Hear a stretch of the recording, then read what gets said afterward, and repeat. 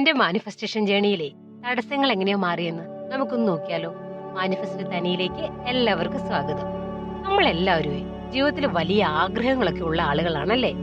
എന്നാൽ ചിലപ്പോഴൊക്കെ നമ്മൾ എത്ര കഷ്ടപ്പെട്ടാലും കാര്യങ്ങൾ വിചാരിച്ചതുപോലെ നടക്കാറില്ല അല്ലേ.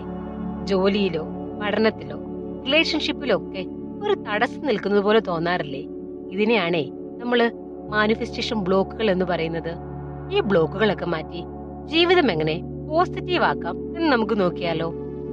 നമ്മുടെ ജീവിതത്തിലെ പ്രധാന വില്ലനാകുന്ന ചില ചിന്താരീതികൾ ഇവയൊക്കെയാണ്. ഒന്നാമത്തേത് അവിശ്വാസം. ഇതൊന്നും എനിക്ക് നടക്കാൻ വേണ്ടി പോകുന്നില്ല, എനിക്ക് ഭാഗ്യമില്ല, ഇന്നെങ്ങനെയൊക്കെയുള്ള ചിന്തകളില്ലേ, ഇത് വലിയ പ്രശ്നമാണ്. പിന്നെ ഉള്ളത് ഭൂതകാലത്തിന്റെ പരാജയങ്ങള്. പഴയ കാര്യങ്ങളൊക്കെ ഓർത്ത് ഇപ്പോഴും സങ്കടപ്പെട്ടിരിക്കുന്ന ആളുകളുണ്ടല്ലേ. അത് നമുക്ക് പുതിയ അവസരങ്ങളെ നമ്മളിലേക്ക് വരുന്നത് തടയുക ചെയ്യുന്നത്. പിന്നെ മൂന്നാമത്തത് അമിതമായ വേവലാതിയാണ്. ഒരു കാര്യം നമ്മൾ തുടങ്ങുന്നതിന് മുന്നേ തന്നെ എന്ത് ചെയ്യുമെന്നറിയോ, അതിന്റെ നെഗറ്റീവ് വശങ്ങളെ കുറിച്ച് മാത്രം ചിന്തിക്കും അല്ലേ.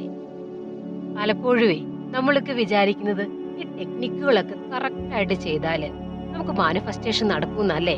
എന്നാലേ നമ്മുടെ മനസ്സിലെ നെഗറ്റീവ് ചിന്തകളും അതേപോലെ ഭയവും അല്ലെങ്കിൽ ഇത് നടക്കുമോ എന്നൊക്കെയുള്ള സംശയമില്ലേ, ഇതൊക്കെ നമ്മുടെ ആഗ്രഹങ്ങളെ തടഞ്ഞു നിർത്താറുണ്ടെന്നേ. ഇതിനെയാണ് നമ്മൾ ബ്ലോക്ക് എന്ന് പറയുന്നത്.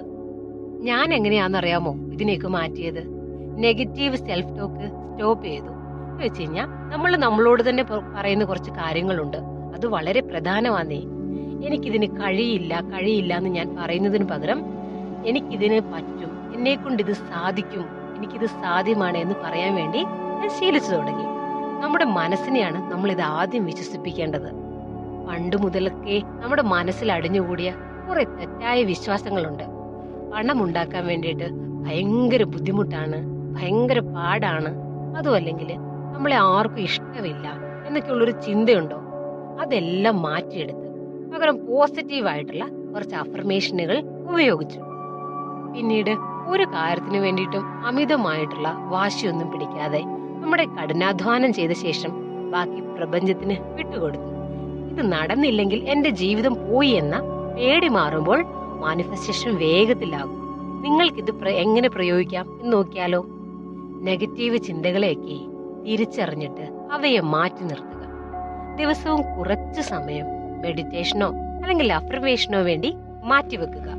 പിന്നൊരു കാര്യമുണ്ടേ, ഫലം ഉടനെ വേണം എന്ന നിർബന്ധം ഒഴിവാക്കിയിട്ട് നമ്മൾ ആ പ്രക്രിയ ആസ്വദിക്കുക.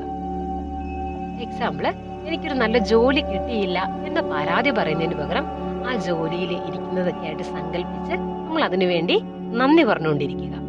മറ്റുള്ളവർ എന്ത് വിചാരിക്കും എന്ന പേടിച്ച് ജീവിക്കുന്നത് നിർത്തുക. നമ്മൾ നമ്മളെ തന്നെ സ്നേഹിച്ചു തുടങ്ങുമ്പോൾ ചുറ്റുമുള്ള കാര്യങ്ങളും മാറി തുടങ്ങും.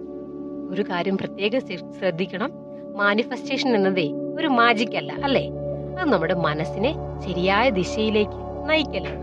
നിങ്ങളുടെ ഉള്ളിലെ തടസ്സങ്ങളൊക്കെ മാറുമ്പോൾ പുറം ലോകത്തെ മാറ്റങ്ങൾ നിങ്ങൾക്ക് തന്നെ കാണാൻ സാധിക്കും.